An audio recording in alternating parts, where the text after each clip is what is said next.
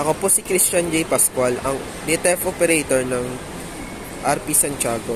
Nagamit ko po ito ng 7 araw na may total of 39 meters.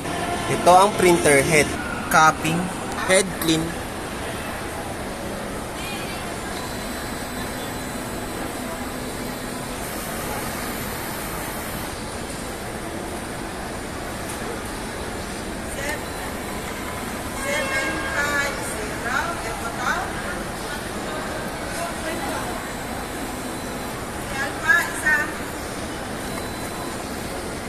at linis ng wiper after head clean.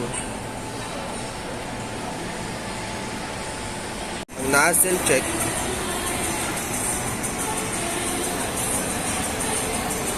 Ang ink system ay tama lang. Ang waste tank ay nalinis nung Sunday. Ito ang AVR. At ito naman ang ground wire. Ito po ang stock ng use. At ang unused supply. Sakto lang ang CMYK powder, solution, at medic film namin. Ito ng pagpong na gamit na CMYK. White, powder, film, at solution. Ito po ang aking output.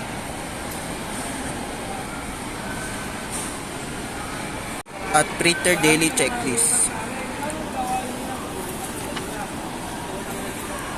Maraming salamat.